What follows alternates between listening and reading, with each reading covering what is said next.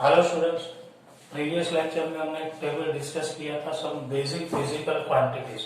उसमें हमने 7 क्वांटिटीज का डिस्कशन किया था।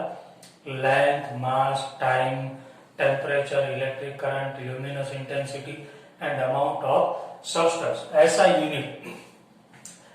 यूनिट का मतलब होता है इंटरनेशनल स्टैंडर्ड यूनिट। मतलब किसी भी क्वांटिटी का यूनिट पूरे दुनिया में यूनिक होना चाहिए, सेम होना चाहिए। लेंथ मेजर की थी हमने मीटर में, फिर मास मेजर किया था किलोमीटर में, देन टाइम मेजर किया था सेकंड में, देन टेम्परेचर हमने मेजर किया था केल्विन में। उसके आगे कुछ प्रीफिक्स भी थे जो हमने लगाए थे। अब वो टेबल में जो क्वांटिटीज थी वो बेसिक क्वांटिटीज थी, 7 बेसिक क्वांटिटी।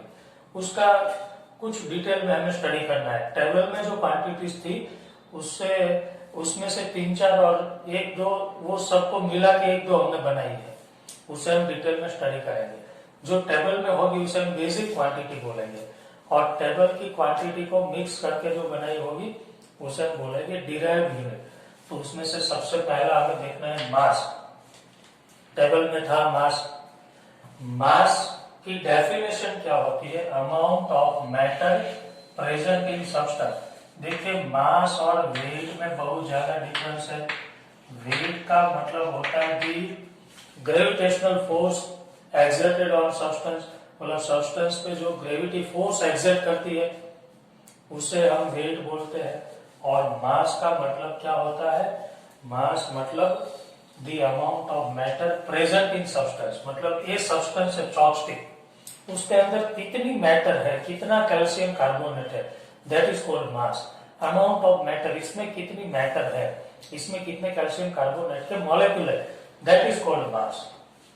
एंड वेट का मतलब तो ग्रेविटेशनल फोर्स कितना लगता है उसके ऊपर, दैट इज कॉल्ड वेट।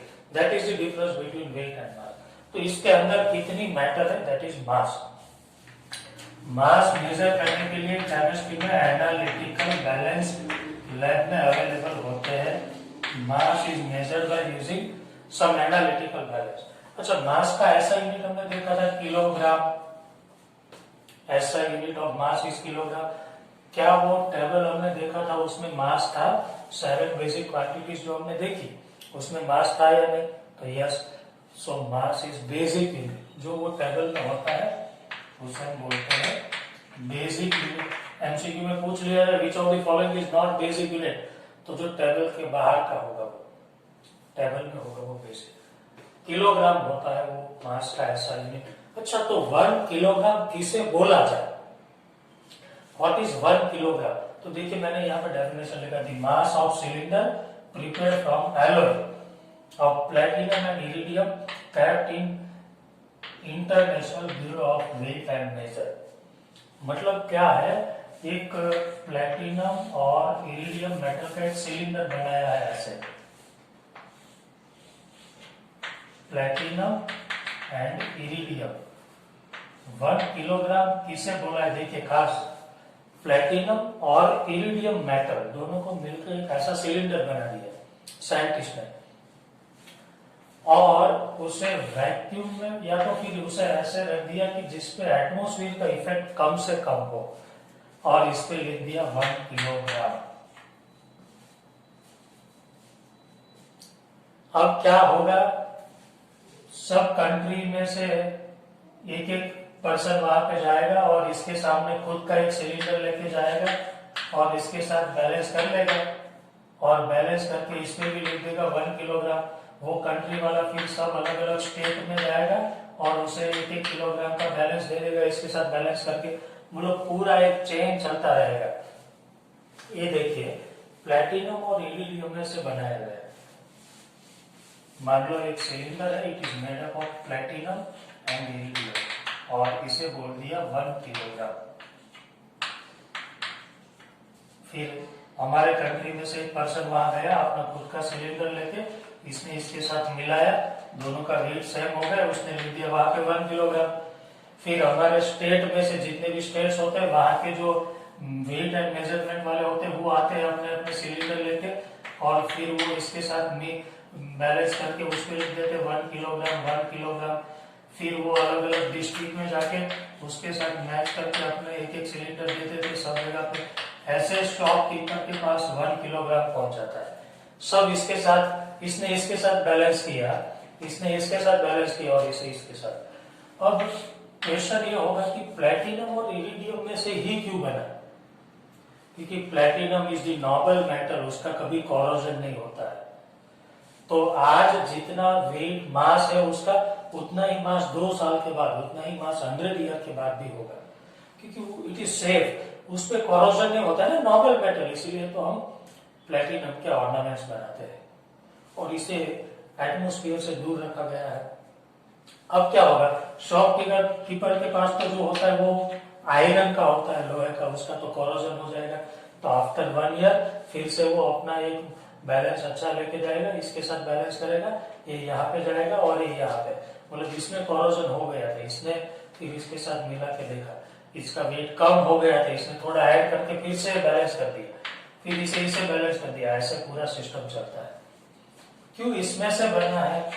क्योंकि इट इज नोबल मेटल और ये थोड़ा हार्ड है, इसलिए इसे हार्ड बनाने के लिए उसमें मिक्स किया गया। सो 1 किलोग्राम किसे बोलेंगे?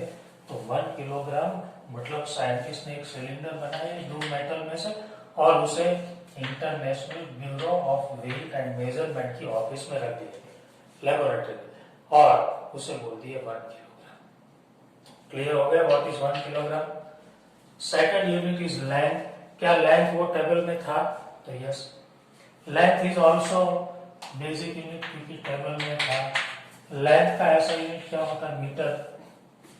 What is 1 metre? तो इसका डेफिनेशन भी distance travelled by light in vacuum in the time interval of 1/299792458 second. इतने कम टाइम में 1 सेकंड नहीं, 1 डिवाइडेड बाय 299792458 सेकंड, इतने सेकंड में, और वो भी वैक्यूम है, मतलब आजू बाजू में एटमोस्फियर नहीं है।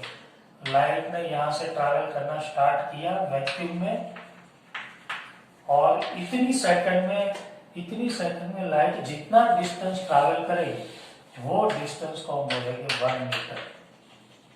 अब ये तो कभी चेंज नहीं होगा, क्योंकि वैक्यूम में आज लाइट जितना डिस्टेंस ट्रैवल करती है इतने टाइम में, उतना ही कल करेगी, उतना ही परसों, because there is no atmosphere, so it remains constant, इसकी वैल्यू कांस्टेंट रहेगी। सो 1 मीटर डिफाइन हो गया।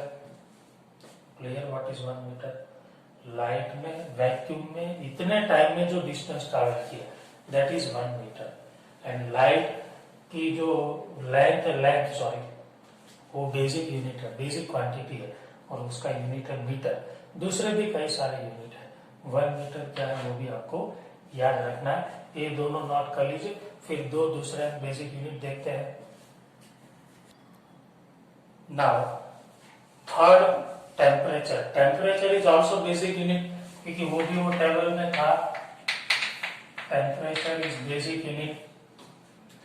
टेम्परेचर का ऐसा यूनिट होता है केल्विन, जिसका सिंबल है K, और दूसरे यूनिट अदर यूनिट्स है degree Celsius and degree Fahrenheit.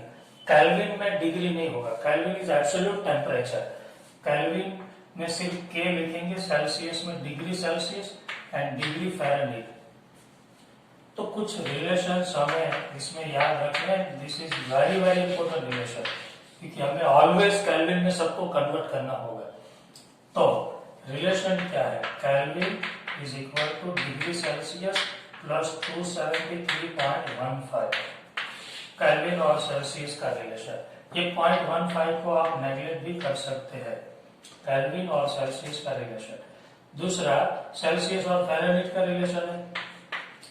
Fahrenheit is equal to 9/5 into degree Celsius plus 32।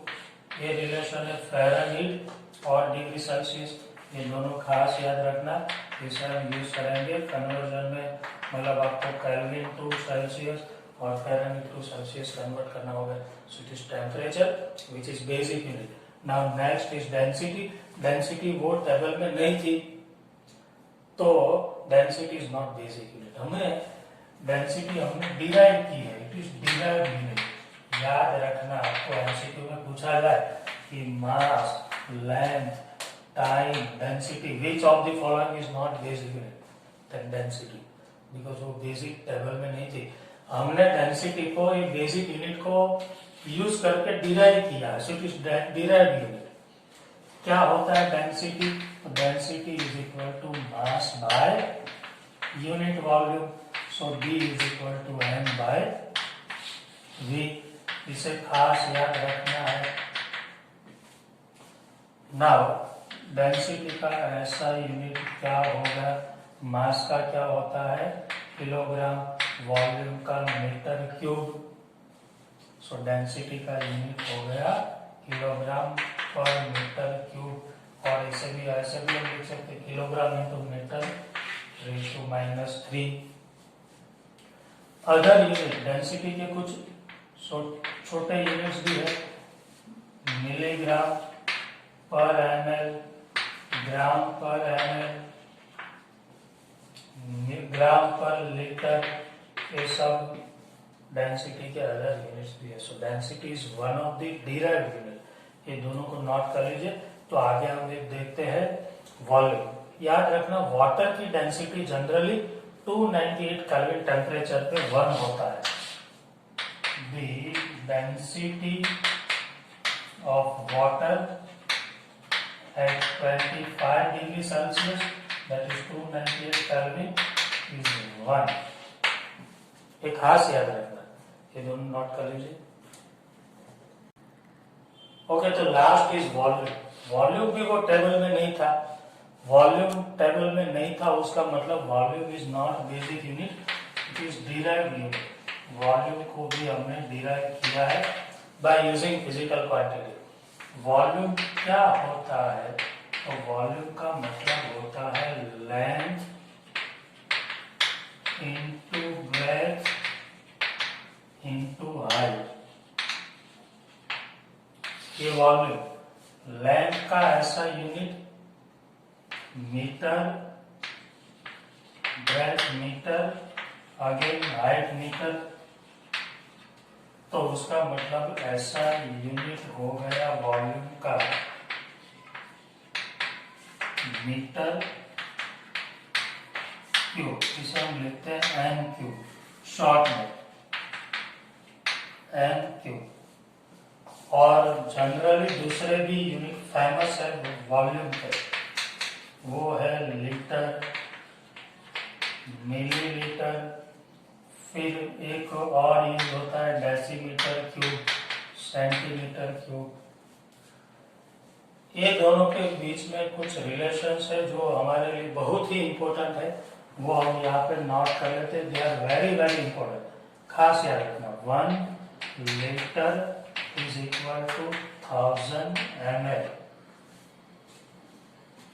दूसरा 1 ml is equal to 1 centimetre cube.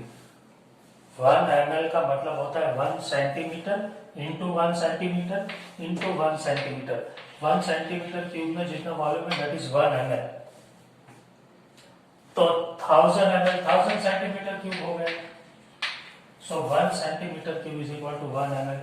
ये फर्स्ट रिलेशन होगा। ये दूसरा रिलेशन, और third relation 1 litre is equal to 1 decimetre cube.